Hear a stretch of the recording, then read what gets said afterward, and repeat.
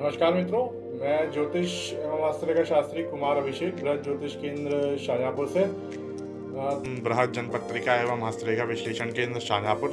So friends, today we will discuss another astrology system which is known as Gemini astrology system, and this astrology system is further way more advanced than Parashari Jyotish system and Brahmir Jyotish system.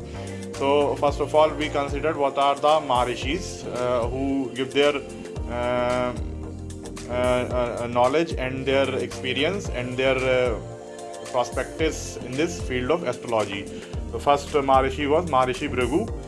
He worked in the field of Phalit Jyotish, planet, their houses, Rashis and own signs. Then another Maharishi was Maharishi Parashar, who works in the field of planets, debilitated and exalted Rashis, Rajyog, their friend signs, enemy signs, and some angular and angular and trine houses. Then another Maharishi was Maharishi Brahmir. So he worked in the field of planets Gochar and their Drishti. So mainly Drishti Gochar was formed and established by Maharishi Brahmir. And then the last Maharishi in this astrology system was Gemini Maharishi, and he developed his own Gemini system, which is known as Gemini Paddhati.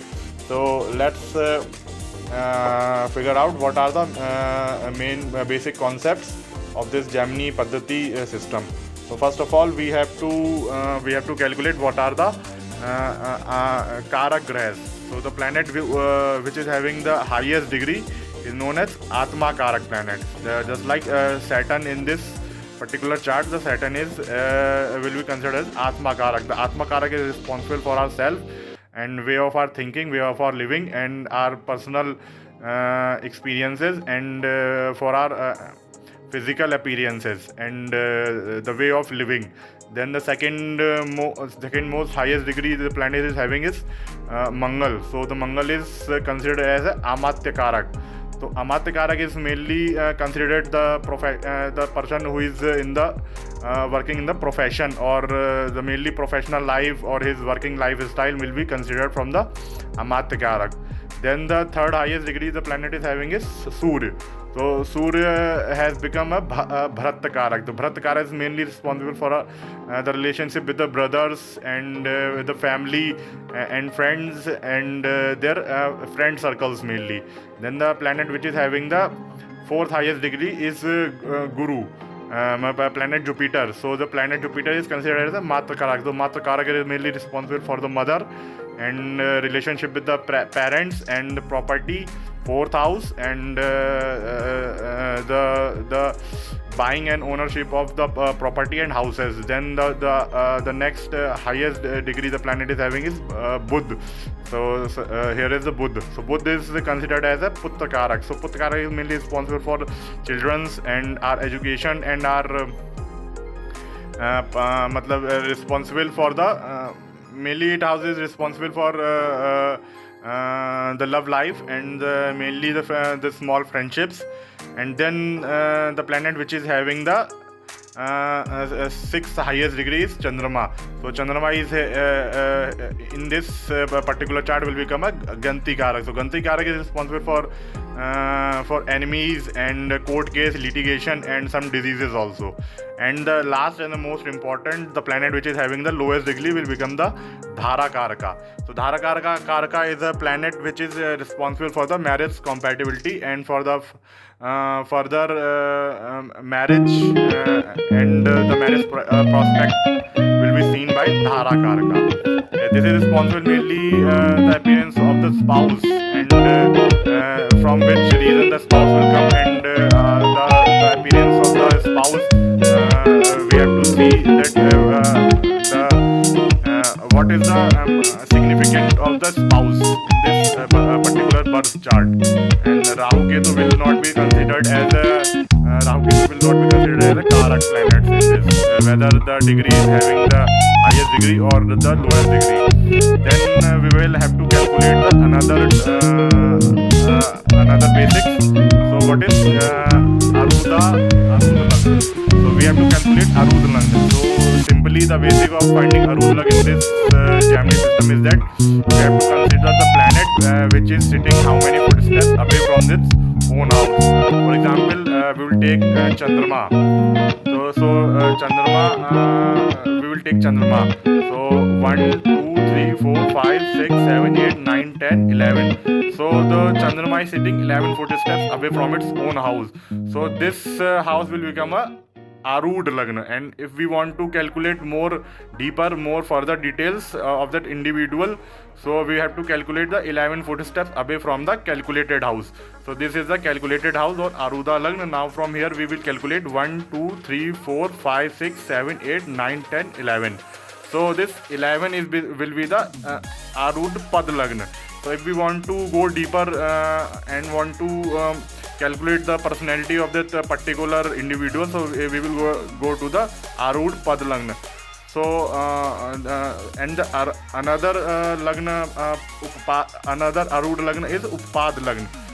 So how to calculate Uppad Lagna? As the simple basic is the planet of that particular house is, we have to calculate how much footsteps the planet is sitting away from its own house. For example, mainly Uppad Lagna is calculated from the 12th house. It is also a very important house, and this house deals with the perspectives for the marriage and capability. So how the married life will go on in future. So we will calculate the placement of Buddha. So 1, 2, 3, 4, 5, 6, 7, 8. So the planet Buddha is sitting 8 footsteps away from its own house. So this will be the Uppad Lagna, and from this Uppad Lagna, if we want to go more deeper details and for that marriage prospecting, we have to calculate the 8 more footsteps away from the calculated house. So this will be the calculated house or the Uppad Lagna. Now we calculate 1, 2, 3, 4, 5, 6, 7, 8. So this house will become the Uppad Pad Lagna. If we want to calculate more deeper and we want to discover much more married details, so this will be the Uppad Lagna. And then there are some Rashis and some Drishtis. In this astrology system, the planets are not having their own drishti, but the Rashis will expect their particular Rashis. So there are first Rashi is Char Rashi, and in Char Rashis 1, 4, 7, 10, these are the houses, and these are called the movable signs. Then the second house, second Rashi was Sthir Rashi, 2, 5, 8, 11 houses, and these are called as fixed signs. And then Dvisvabhav Rashis are 3, 6, 9, 12, and these Rashis will aspect each other.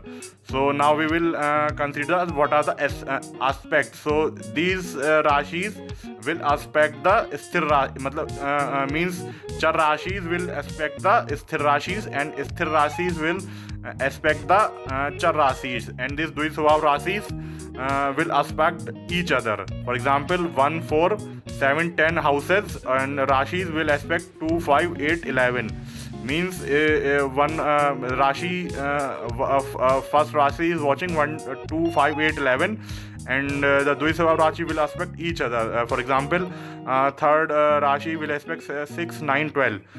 Let's take a example in this chart.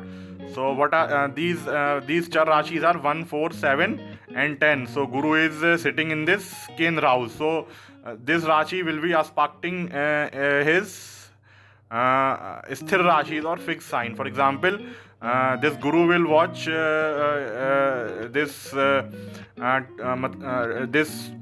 house, this house, and this house, and this house. 2, 5, 8, 11. So these are the simple common basics for the Gemini astrology. So we will do another videos for more basics and more going advanced in this Gemini Paddhati. So thank you very much.